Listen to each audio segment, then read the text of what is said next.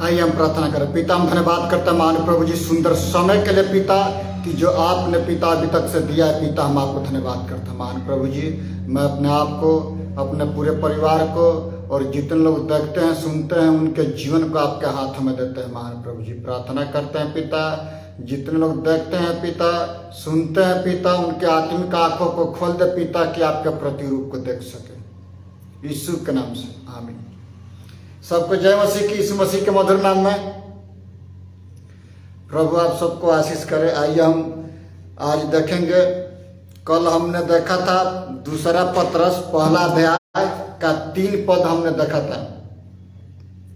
उसमें था कि एक व्यक्ति का स्वभाव परमेश्वर के प्रति कैसे होना है।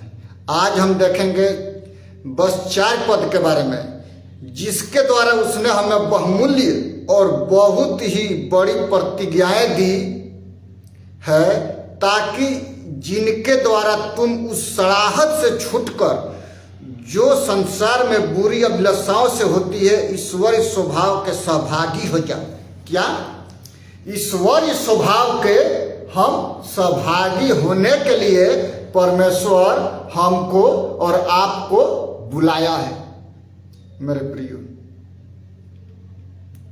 यदि मेरा और आपका बुलाने वाला परमेश्वर सच्चा है तो वो सच्चा जिंदगी अच्छी तरह से संवारने में, सुधारने में मेरा और आपका वो मदद करेगा। वो परमेश्वर का वचन जो मसीह हमारे सिद्ध उद्धार को प्रकट करता है। इसमें हम पढ़ते हैं कि परमेश्वर का वचन जो मसीह में हमारे उद्धारकर्ता के रूप में सिद्ध करता है, वो सिद्धता के तरफ में वो लेके जाता है। मेरे प्रियो, इसमें हम पढ़ते हैं कि वो सिद्धता के तरफ में परमेश्वर हमको और आपको लेके जाते हैं। वो दिन प्रतिदिन वो सिद्धता के तरफ में हमको वो लेके जाते हैं, ऐसा नहीं है। वो दिन प्रतिदिन, जिस प्रकार से हमने देखा कि परमेश्वर का वचन जो मसीह में हमारे सिद्ध उद्धारकर्ता के रूप में हमको प्रकट किया है, उसकी जो गुण है हमको और आपको प्रकट करना है। ईश्वरीय स्वभाव के सहभागी हो जाओ। नया जीवन जिनके द्वारा हम परमेश्वर को जीवन की प्राप्ति करते हैं। किसमें? परमेश्वर में। हम प्रभु यीशु मसीह के द्वारा नया जीवन परमेश्वर में हम प्राप्त करते हैं। नया जीवन जिसके द्वारा हम परमेश्वर के जीवन को प्राप्त करते हैं, यानी उसकी पवित्रता को, उसके समानता को, उसके सद्गुण को, उसके हर एक स्वभाव को। एक आयत हम लोग पढ़ लेंगे, पहला कुरिन्थियों 6 अध्याय और उसका 19 और 20 पद। क्या तुम नहीं जानते हो कि तुम्हारा शरीर पवित्र आत्मा का मंदिर है और जो तुम में बसा हुआ है तुम परमेश्वर की ओर से मिला है और तुम अपने नहीं हो, क्योंकि दाम लेकर मोल लिए गए हो। इसलिए अपनी देह के द्वारा परमेश्वर की महिमा करो। किसके द्वारा? अपने सारी शक्ति, अपने सारे मन, अपनी सारी बुद्धि, अपनी सारी शक्ति के द्वारा हमको परमेश्वर को प्रेम करना है और अपने पड़ोसी को अपने समान प्रेम करना है। इसमें हम पढ़ते हैं, क्या तुम नहीं जानते हो कि तुम्हारा शरीर पवित्र आत्मा का मंदिर है और जो तुम में बसा हुआ है तुम अपने नहीं हो, वो परमेश्वर के हो, क्योंकि परमेश्वर अपने पुत्र के द्वारा उसके लहू से हमको और आपको वो खरीदा है। इसलिए हम देखते हैं कि ईश्वरीय स्वभाव के सहभागी हो जाओ। ईश्वरीय स्वभाव के हम सहभागी हो जाएं।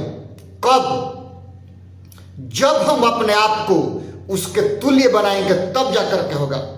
स्वभाव में, समानता में, पवित्रताई में, चलने में, उठने में, बैठने में और देखने में। मेरे प्रियो, 4 पद में हम पढ़ते हैं, क्योंकि जिसके द्वारा उसने हमें बहुमूल्य बहुत सी बड़ी प्रतिज्ञाएं दी है, ताकि इनके द्वारा तुम सड़ाहट से छूटकर जो संसार में बुरी अभिलाषाओं से होती है ईश्वरीय स्वभाव के सहभागी हो जाओ।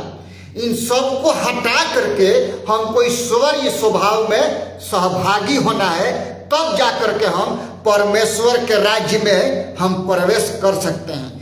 क्या तुम नहीं जानते हो कि तुम्हारा शरीर पवित्र आत्मा का मंदिर है और तुम्हें जो बसा हुआ है वो परमेश्वर की ओर से एक गिफ्ट दिया गया है।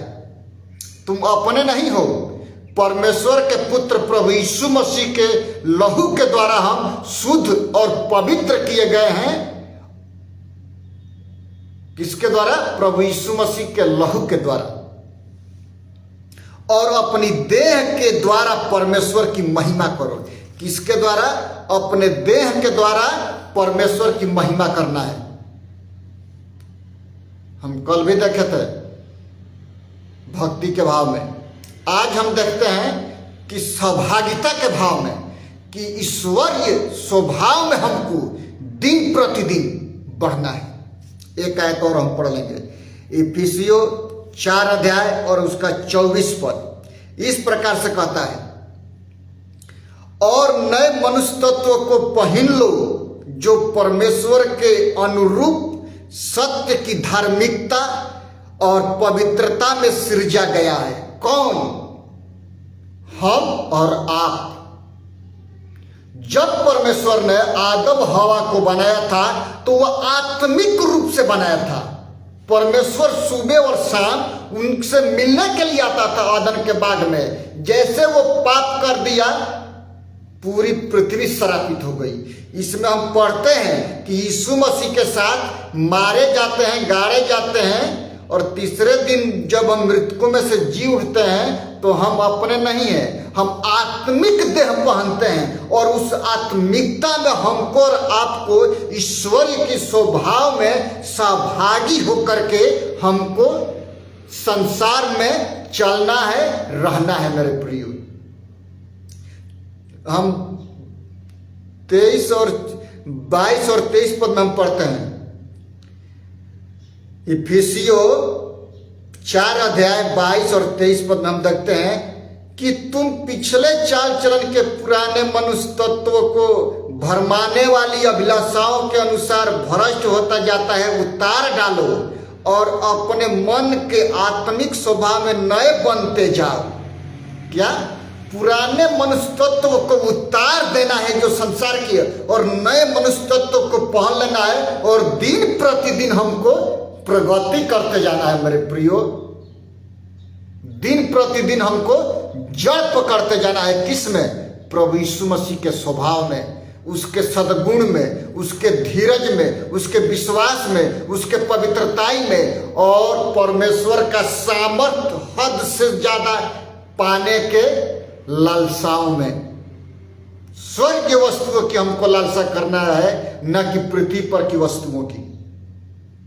इसमें हम पढ़ते हैं कि ये यहां से यदि आप 22 से 25 तक के अंतर्गत आप पढ़ेंगे तो यही लिखा है कि पुराने मनुष्य तत्वों को उतार डालो, क्योंकि उनसे लुचपन होता है, और आत्मिक मनुष्य तत्वों को पहन लो, और आत्मा के खोज में रहो, और आत्मा के भूखे और प्यासे रहो परमेश्वर की सामर्थ्य का, कि हम एक दूसरे को मसीह में हम खींच करके ला दें।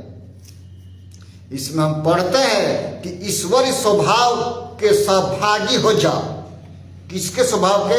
ईश्वरीय स्वभाव के, यानी प्रभु यीशु मसीह के आचरण के, उसके स्वभाव में, उसके गुण में, उसके सामर्थ्य के कार्य करने में, उसमें हमको दिन प्रतिदिन लवलीन रहने की जरूरत है। एक दिन की बात नहीं है मेरे प्रियो, दिन प्रतिदिन हमको उसमें लवलीन रहने की जरूरत है। जब हम वैसा करते हैं तब प्रभु यीशु मसीह हमको और आपको दिन प्रतिदिन अपनी नई नई आशीषों से वो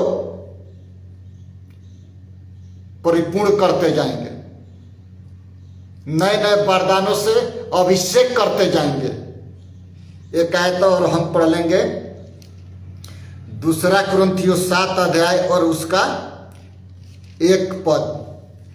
अतः हे प्रियो, जबकि ये प्रतिज्ञाएं हमें मिली है, तो आओ हम अपने आप को शरीर और आत्मा की सब मलिनता से शुद्ध करें और परमेश्वर का भय रखते हुए पवित्रता को सिद्ध करें। क्या?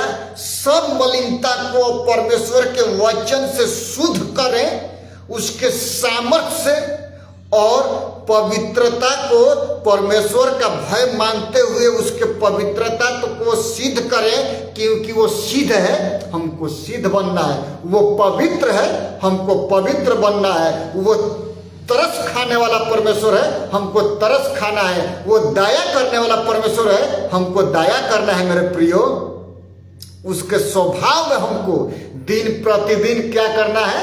आगे की ओर बढ़ना है, न कि पीछे की ओर। सोचिए, हमको दिन प्रतिदिन उसके स्वभाव में बढ़ना है, उसके सामर्थ्य में बढ़ना है, उसके अनुग्रह में बढ़ना है, उसके पवित्रताई में बढ़ना है। दिन प्रतिदिन उसके स्वभाव में जड़ पकड़ते जाना है। इतना जड़ पकड़ना है कि कोई भी चट्टान आकर के आपको हिला नहीं सके, क्योंकि आपका चट्टान वो यीशु मसीह है, जो विश्वास का करता है, अन्न का दाता है, सामर्थ का खान है, क्षमा का खान है। वो समुद्र से एक बाल्टी पानी निकालने से पानी कम नहीं होता। उसी तरह से परमेश्वर का वचन दिन प्रतिदिन पढ़ने से ये और तेज बनता जाता है हमारे जीवन के लिए, और ये कम नहीं होता। परमेश्वर हमको और आपको इसीलिए बनाया कि हम परमेश्वर के चरणों में बैठ करके स्तुति और प्रशंसा, उसकी बड़ाई कर सके, और अपने जीवन में किए हुए उपकारों को उसको हम याद कर सके। इसलिए परमेश्वर अपनी स्तुति और प्रशंसा कराने के लिए बनाया है, और कहता है कि तुम ईश्वरीय स्वभाव में प्रभु यीशु मसीह के, हमारे बेटे के स्वभाव में दिन प्रतिदिन बदलते जाओ, जड़ पकड़ते जाओ, मजबूत बनते जाओ। एक वचन और हम पढ़ लेंगे इब्रानियों में, इब्रानिया 12 अध्याय और उसका हम 10 पद पढ़ेंगे। इब्रानियों 12 का 10 पद इस प्रकार से लिखा हुआ है, वे तो अपनी अपनी समझ के अनुसार थोड़े दिनों के लिए ताड़ना करते थे। कौन? वे तो अपनी समझ के अनुसार ताड़ना करते थे, पर वह तो हमारे लाभ के लिए करता है कि हम भी उसकी पवित्रता के भागी हो जाएं। यदि हमारा बच्चा गलती करता है तो हम ताड़ना देते हैं कि वो सही मार्ग पर चले। उसी तरह से मेरे प्रियो, परमेश्वर हमको दुख, तकलीफ, परेशानियां जब आती हैं तो वो ताड़ना देती हैं कि हमको सिद्ध बनना है, और सिद्धताई के धीरज के साथ उसको सफर करना है, उसको सहना है, तब हम जाकर के मंजिल तक पहुंच सकते हैं। अब दाऊद राजा भेड़ बकरी चरा रहा था और बोलता कि शेर आ गया, हम भाग जाए भेड़ बकरी को छोड़ करके, तब तो वो सिद्ध बना, वो डट के लड़ा, तो परमेश्वर उसको सामर्थ्य दिया शेर और भालू को फाड़ने के लिए। क्योंकि जब आप साहसी बनते हैं, परमेश्वर की आत्मा प्रबल से उतरता है और उस कार्य को कराता है। मेरे प्रियो, गोलियत के सामने दाऊद क्या बोला? ये युद्ध मेरा नहीं है, यहोवा परमेश्वर के सेना को आपने ललकारा है, न कि किसी दूसरे सेना को। कि जो पृथ्वी और आकाश और पृथ्वी के सृष्टि करता है उसको ललकारा है।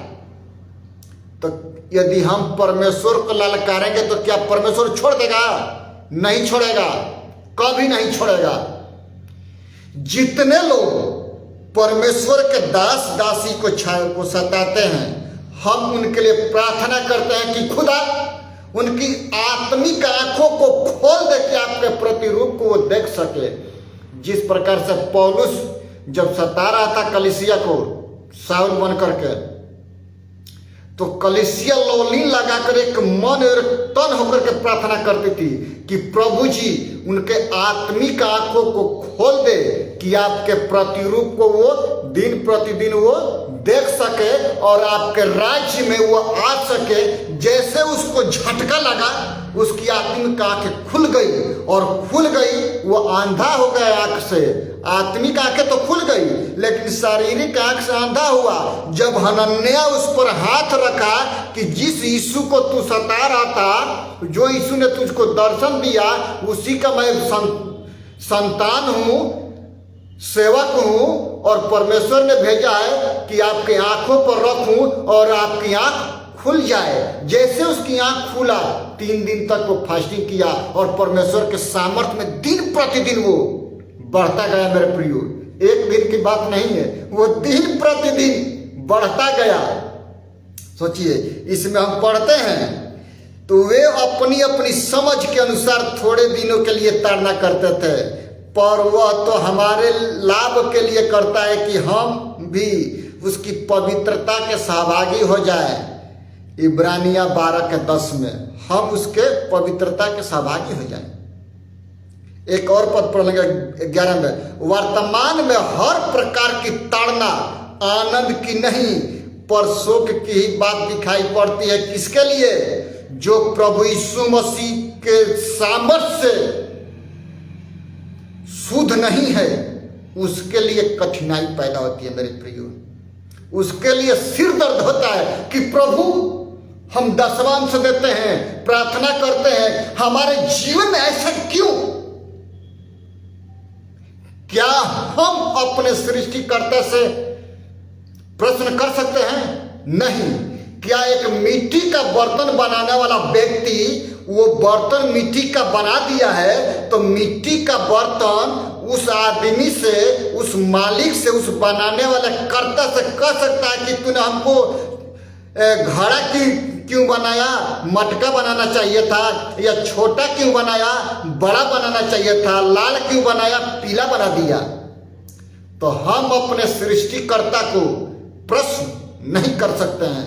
उससे हम वरदान मांग सकते हैं, आशीष मांग सकते हैं, काम मांग सकते हैं, छुटकारा मांग सकते हैं, चंगाई मांग सकते हैं। सबसे बड़ी बात है कि हे प्रभु यीशु, जब तू अपने राज्य में आए तो मेरी सुधि लेना, क्योंकि मैं एक पापी मनुष्य हूं। हमारे पर रहम कर। जब तू अपने राज्य में आए तो अपने साथ हमको स्वर्ग राज्य में लेके जाना, और अपने राज्य में जो जीवन की पुस्तक है मेरा नाम लिख करके रखना।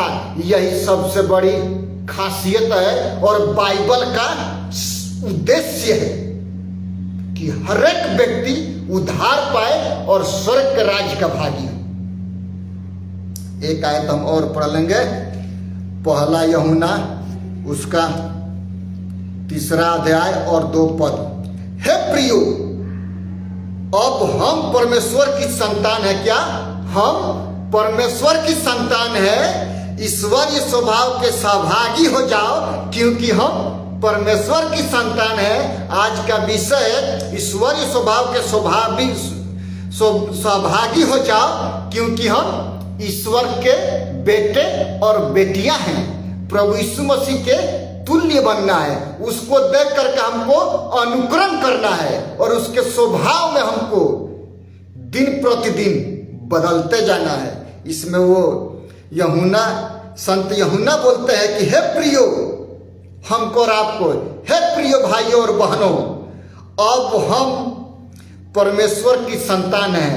हम और आप जब यीशु मसीह को पिता पुत्र करके ग्रहण किया है, मन फिराया है, बपतिस्मा लिया है, सारी आज्ञाओं को मानते हैं और वो कहते हैं कि हम और आप परमेश्वर की संतान हैं, और उसके स्वभाव में हमको और आपको दिन प्रतिदिन बढ़ते जाना है। और अभी तक यह प्रकट नहीं हुआ कि हम क्या कुछ होंगे। इतना जानते हैं कि जब वो प्रकट होता, कौन? जब यीशु मसीह प्रकट होगा तो हम उसके समान होंगे। Praise the Lord. जब यीशु मसीह बादलों पर आएगा तो हम जब मसीह में मरे हुए हैं तो हम जीवित होकर के प्रभु यीशु मसीह से बादलों पर मिलने के लिए जाएंगे और 7 साल तक वहां पर राज्य होगा। फिर वो पृथ्वी पर आएगा, जैतून पहाड़ पर जैसे पैर रखेगा जैतून पहाड़ फट जाएगा और फिर न्याय चालू होना शुरू हो जाएगा। मेरे प्रियो, इसमें हम पढ़ते हैं कि प्रभु यीशु मसीह कहते हैं कि आप मेरे समान होंगे, क्योंकि पुनरुत्थान और जीवन मैं ही हूँ। आकाश का सृष्टिकर्ता वो मैं हूँ, और यहाँ पर भी मैं हूँ, वहाँ पर भी मैं आपको लेके स्वर्ग के राज्य में जाऊंगा। मेरे प्रियो, इसमें हम देखते